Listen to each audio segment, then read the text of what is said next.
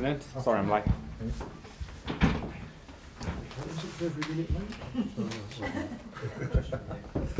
I set the rules, unfortunately.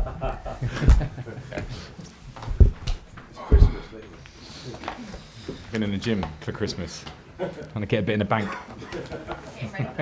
Yeah. Okay, good afternoon. We're going to start with Sky and Calibre. First of all, Vicaris signed a new contract yesterday.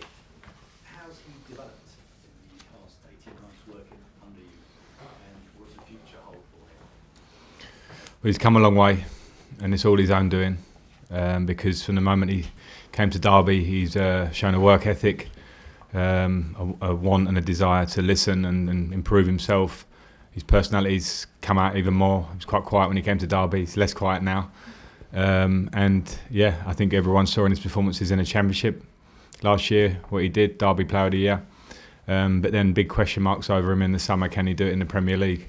Now, he certainly hasn't proved that yet, but over a period of time, which is the important thing. But from my point of view, I had full trust in him, and I think he's done really well. I'm delighted for him that he's got to where he's got, and now's the important thing now is that he doesn't take anything for granted. Now he's got that nice 5-year or so, 5.5-year contract. It's important now that the hard work starts again, but I've been delighted with what he's done. Looking ahead to the game tomorrow, your form in the league hasn't been that great recently. Is finishing in the top 4 the main target for you this season? Because obviously it looks like Liverpool and Leicester are going to get 2 of the places, and Manchester City is a race between you and Manchester United and Spurs. Does that have to be the focus, the top 4? I wouldn't. Well, I think probably Liverpool. Everyone would agree with you. I think the rest is up for grabs, and I think we huge respect to Leicester to what they've done so far. But there's a long way to go for all of us, and that's from our point of view as well. With the teams below us, a few points behind. There's a lot of work to do. So yeah, we have our eyes on that. I don't think we were very fancy to do that at the start of the season, and it's important that we carry on trying to prove people wrong with our performances. And I think the recent form, I don't think you can count Man City because we had a very good game with them, and I think it was a close game. But the 2 games we've lost since have been a nice, not so nice, a reminder for us, a timely reminder that we were nowhere near the finished article that we want to become. So that was always going to happen, and it's important how we react. And when it comes to the future of Olivier Giroud, I think you've said in the past that you'd sit down and talk with him about whether he'd leave next month because obviously he wants to be playing more with the Euros coming up in the summer. Have you sat down and talked to him about his future? No. Are you planning on doing No. so? I mean, the players, all the players that are here, I won't have any talk of anything in January until we get to January. Everybody. Do you want him to stay, or would you be? Yeah, I'm happy for him to stay, but with every player in the squad, I want him to be here for Chelsea, to have the right professionalism, the right desire to be here. He's shown me that in his training every day this season, so that's what I'm happy with. And when it comes to players like Pedro and Willian, whose contracts are running out at the end of the season, would you want them to get new contracts, or are you happy for them? Well, it's always an issue for the club as well as myself. I obviously, as the manager, have full conversations upstairs. There's a money side, there's a playing side. So I want, as I said before, players that want to be here and can perform well for us, and I think they both have done now over their careers here. So that's simple from my point of view. I want good players here. And the final one for me, just about Nathan Ake. How clever has it been that Chelsea have got a buyback clause when they sold him to Bournemouth? And is centre back an area that you're looking at strengthening in January? I don't know how clever it is. I mean, it is what it is. I think it's Nathan come through here, and when he's gone to Bournemouth to be able to play regular football, I think he's done fantastically well and showed himself a really good defender in the Premier League there. In terms of the back 4, the defence that we have, I'm very happy. And again, wouldn't be anything I'll consider until I feel otherwise. And at the minute we can do no business. We have to worry about Bournemouth tomorrow, Tottenham next Sunday, Southampton, Arsenal, Brighton, then the window opens. Okay, hang on, John. Moose, then John. We're here 2 weeks ago ahead of the West Ham game. Again, most people expect you just had to turn up and win, and it didn't happen. Will you be using that as some sort of rallying cry tomorrow? Because again, on paper, this should be a home win. Yeah, I mean, I didn't expect us to roll over West Ham. I understand that from the outside that might have been thought of. But similar happened at Everton. It was a very tough match, Everton and circumstance for us, but we didn't play well. West Ham, we didn't play well. And there you go, I suppose, yeah, it can be part of the team talk that if you don't perform at levels, if you don't do the basics that you've been doing all season, any team in this Premier League can beat you. And Bournemouth are having a tough time, but no doubt they have talent and ability in their squad to beat us if we're not at it. One position on the pitch I would suggest probably don't need to strengthen is midfield. We've got the three who played the other night, Kante, Kovacic and Jorginho. Obviously Mason was on the bench the other night and so was Ross Barkley. Ross Barkley, that's the name I was searching for.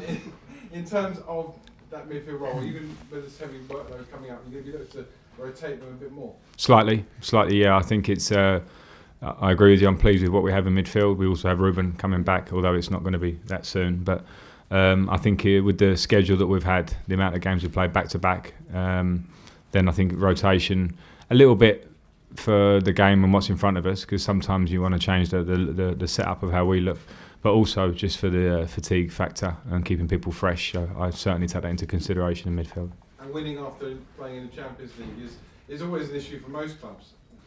First of all, why? And secondly, is again tomorrow an ideal opportunity to change that? Well, sometimes it takes a lot out of you, so I think there's a genuine reason there.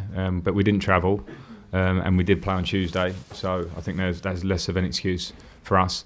And then I suppose it comes down to mentality. You have to understand if we want to be a big club at this level and play in Europe and fight at the top of the Premier League, then these are little tests after you've had a pretty successful but difficult night to now refocus on the Premier League.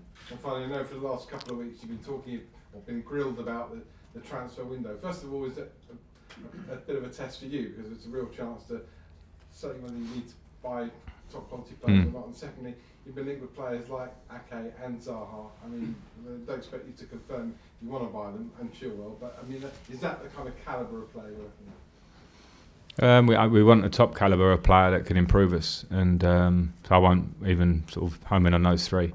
But yeah, I've said it over the last 2 weeks. I'm happy with the squad. We have to look to improve if we can do. It's not just my business. That in the modern day, since I've been in management, I think at most clubs it's a joint effort. We have a scouting system, we have the owner, we have the board and myself, so I can put forward a lot and we work together. So, but yeah, I will recommend players that I think can improve us, but also fit in with the style and the way we want to go and come in really hungry. I want people that come here wanting to win and be a Chelsea player. So that's what we'll look for. John. Frank, are you enjoying watching your team at the moment? Because they're not making it that easy for you at times, are they? We're not killing matches off. Yeah, we've had a problem with that, so that doesn't make for comfortable ends of games. It should be comfortable. Aston Villa should have been comfortable. Lille should have been comfortable. West Ham in the first half, we didn't play that well, but had chances. So that's something that obviously we're working on, and we need to create more, finish more of the chances we create. And we need to make sure that when we're controlling games, we can't have moments in our box that allow teams back in. So, yeah, nobody enjoys that, but big parts of games I'm enjoying. So I won't say that's the full story, because some of our form and play this year in big patches has been really good. Is that simply working on the training ground to get that better?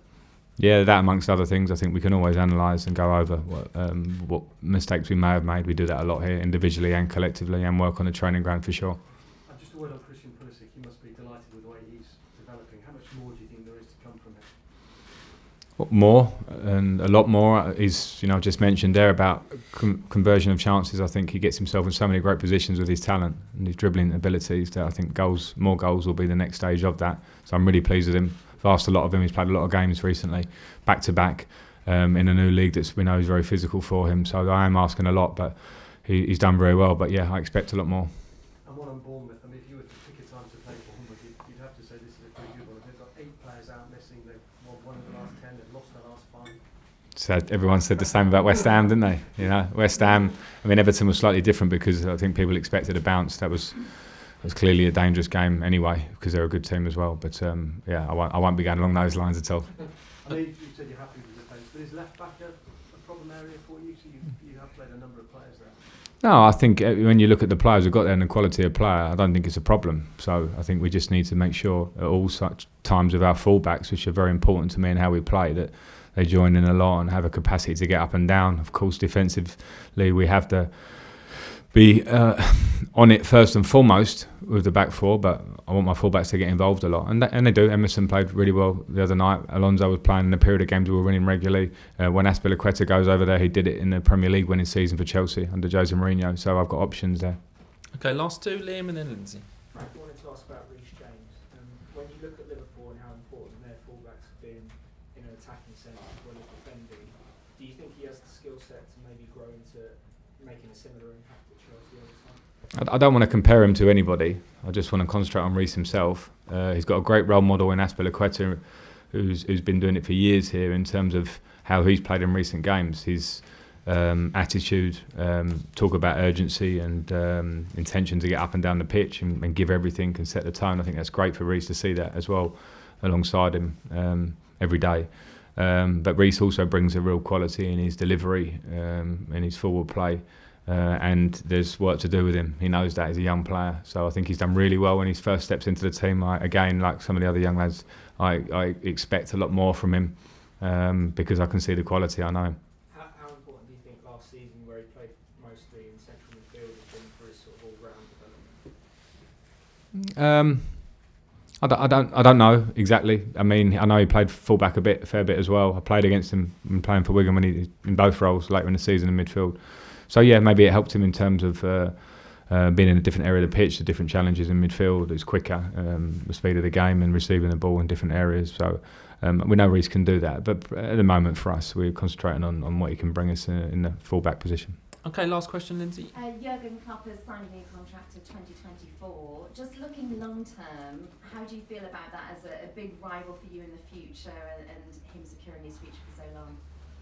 Well, I don't know. I mean, Liverpool are a huge rival now anyway, what they've done in recent years, their recruitment, the style of play, what Jurgen Klopp has, over a few years period, has built is incredible. So congratulations on the new contract. It's fully deserved, that's for sure.